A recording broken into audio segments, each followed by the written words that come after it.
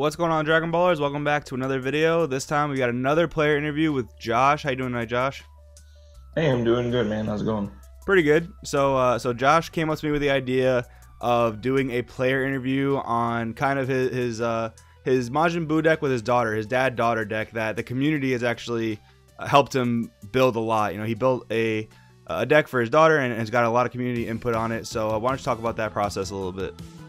Yeah, sure. So, me getting into the supercard game and, just getting involved in this Dragon Ball renaissance that we're in with, like, the movies and the video games like Fighters and Xenoverse, she's been exposed to a lot of Dragon Ball, and her favorite character is Majin Buu, specifically Fat Buu. So when Set 3 came around and Fat Buu became a leader, she was interested in the game. So we built, like, a mono blue just with the Buu engine that they provided, and then since then we've just been tweaking it more and more. She's been buying singles, I've been buying singles, and now we have the current build that we're both really happy with. She's ecstatic because she's been taking this deck to locals and actually getting some W's off of me and some of my friends with it. She's getting really good at the game, and she wanted to show off the deck a little bit more than just in a Facebook post, so that's why I contacted you. Sweet. And how old's your daughter? She's 6. That's awesome, and she's already taking W's in Dragon Ball Super. That is super awesome, and it's really cool how like this game can attract players just by their favorite characters becoming cards. I know a lot of players that's happened with, so that's really cool. So before we get into the main deck, this is obviously a very pure Buu list because your daughter's favorite character is Buu. But as far as like pure Majin Buu lists go, how do you feel this one fares with the rest of them? Well, I mean, the Buu package definitely could have a stronger leader. Majin Buu by himself, if he wasn't blue, he would not be viable at all, in my opinion. Having cards like Unyielding Trunks definitely helps with the consistency of the engine and the Union Absorb and EX Evolve and all that. But, basically the strength of the leader is just him being Buu and him being blue. The actual leader text itself is pretty unremarkable. Alright, so let's go over that really quick. So when this card attacks, you can place the top card of your deck underneath this card, and if you have 2 or more cards, you can draw a card when he attacks if you have 2 or more underneath them. He awakens, untaps 2, and on the back side he has an auto that says once per turn. You can remove you can remove 5 cards underneath him to the drop area and restand him and give him 5k, and when he attacks, draws a card. Is that all correct? Yeah, that's correct. All right, cool. I was doing that completely off memory, but I actually haven't looked at this leader in super duper long. But wow, that's impressive. Yeah. So all right, so we'll get into the main deck. So 2 Figure in Majesty. Why a 4-drop sparking card instead of like any overwhelms in the deck? Well, it's actually pretty easy to get sparking in the deck just because you're dropping cards for like the EX Evolve from the Ultimate Evil. If it's later in the game and you don't happen to have the discard Majin Buu leader himself, you can just take 5 from underneath you and put him in the drop area, and that's your sparking like right away. The primary reason for Shenron Figure of Majesty in this build is the untap 2.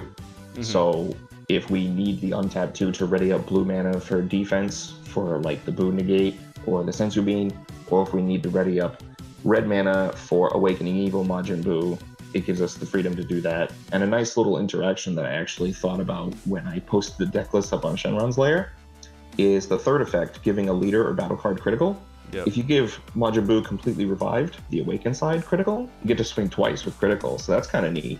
That is pretty sweet. That is pretty sweet. Definitely great utility card, absolutely. So Burner Spawn's Borgos, we were talking a little bit, and you said this is going to come into the deck when Clash comes out. What's in the placeholder for this deck for people that want to play this deck in the next like week or so? Oh, sure. Right now it's the I think it's called East Kai Keeping Watch. The other 1-drop blue 4K cantrip with the punishing your opponent playing cards on your turn. Gotcha. It's just solely there as more blue energy and a cantrip. So in that case, it's an easy swap for Borgos. Yeah, definitely. I think Borgos will have slightly more utility once that drops for sure. Then we have the 4 energy boosted Majin Buu. So does it ever come up where you're like actually evolving over this card, or just another cantrip? Well, actually, you can't evolve over this card at all because Awakening Evil Majin Buu, it be a red Buu. Majin Buu full of energy, it also needs to be a red Buu, and then EX Evolve is a Buu of 5 or more. Oh, wow. I did not even know they were color restricted. Wow, that's unfortunate. So just another cantrip, essentially? Yep, it's another cantrip, and it's Fat Boo, so Haley wanted it. Gotcha. Fair enough. Fair Very enough. simple. 4 cents of being really good card. You ever have to like justify yourself picking up like a $40 playset for a 6-year-old to play with? You know, that's why I have to give a shout out to my local crew. Eric Pearson actually hooked me up with the playset for Sensu Bean as a gift to my daughter. He just gave it to me just to help her refine the deck. So that's so props awesome to you, Eric. You're a generous man. That is super duper awesome. That's amazing. It just goes to show how awesome this community is. And then we have 4 Boo Make You Cookie. Now I know Boo is on the card, so I'm sure it's like partial to your daughter, but was there ever like a toy around with like a Dimensional Magic Boo Make You Cookie split, or was it always just 4 Boo Make You Cookie?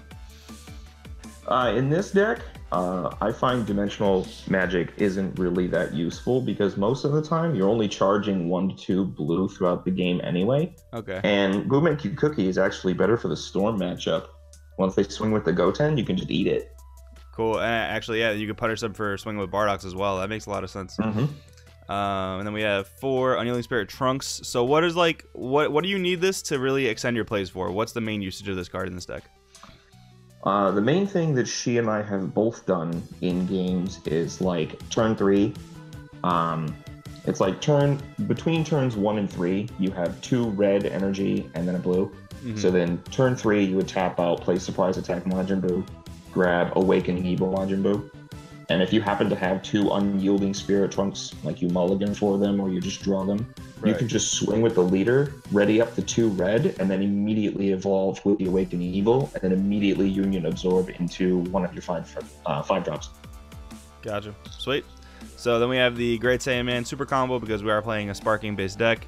And we have 4 Ultimate Evil Majin Buu. Has that ever been just like a lot, or it just worked out fine?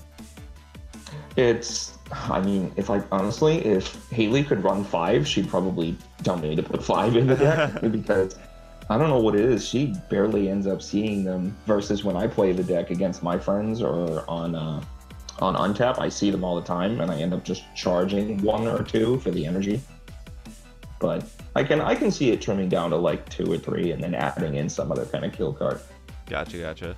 And then Hercule, Boo's assistant. So I've toyed around this card a lot in like other Buuhan decks because not hitting your 3-drop searcher is absolutely just the worst thing. But in those kind of decks, you really only play like maybe 7 or 8 red Boos. So I'm sure in this deck it's just like infinitely better, right? Oh, absolutely. Having 4, 8, 12, 16 Boo targets, definitely. Nice. And then we have the Surprise Attack. Just searches all your pieces. It searches any color Boo, right? Not just red.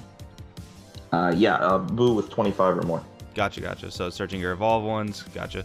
Or 25 or less, I'm sorry. 25 or less, gotcha. So it searches a good majority. It just doesn't search the main like win con, but playing 4 you'll draw into it.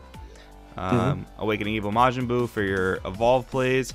And then Majin Buu full of energy. This guy, he's not as fat, so how often does your daughter end up actually dropping him? Not too often. Most of the time since we've tweaked the deck with the Ultimate Box and Series 5. Not so much anymore, but he's still a really good play just in case you can't get 2 red energy by turn 3 or 4. If you need, for whatever reason, to have an improper balance of color, his evolve is 3 colorless. Mm-hmm. And he's self-awakening too, and this deck doesn't have any self-awakening. Yeah, no, honestly, it's pretty sweet. It's an activate main, take a life, and it's not even once per turn. So once you do drop him, it's just you're automatically going to awaken, which is pretty sweet. And then he gets absolutely huge. And then we have the Rampant Evil Majin Buu. I actually have to read this does because I'm not even sure actually what it does. So deflect, auto. When you play this card, if your leader card is a Majin, draw 1 card, shoot 1 of your energy, and switch it to active mode.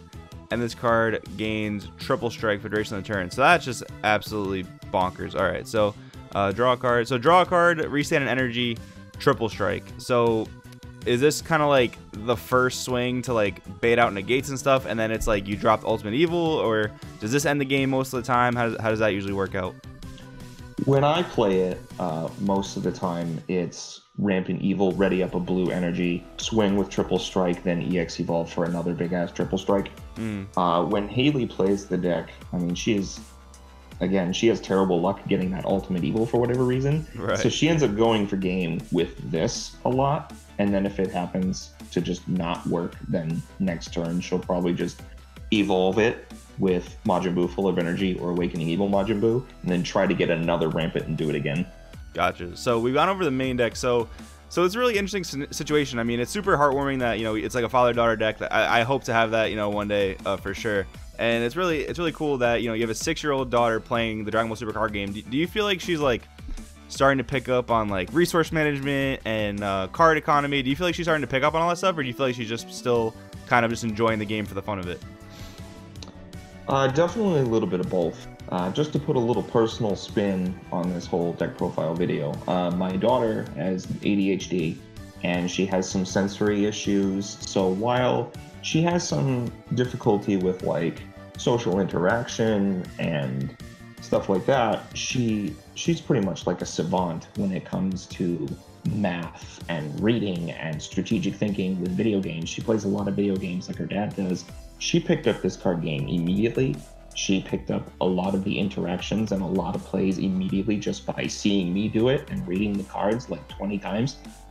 So she can definitely hold her own. She's actually taken some wins off of some of the players in the Massachusetts, Rhode Island area that have come over to the house for drinks, and I'll let Haley stay up and play, and she surprises them. That's really cool. That's really, really awesome. I know you have a couple of kids. You have any other little Dragon Ball proteges over there? My 5-year-old, she has a Maiden's deck that she just likes because it's all girls and it's in pink sleeves. Right. Because she's super femme like that. And my 1-year-old likes eating the cards that I get from booster packs. Yikes. Maybe we'll give the 1-year-old a couple years.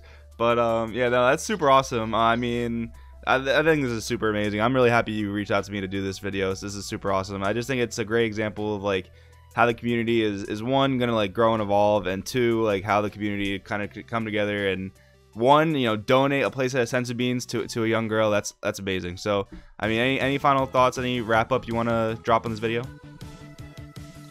Two things. Number one, definitely don't underestimate kids.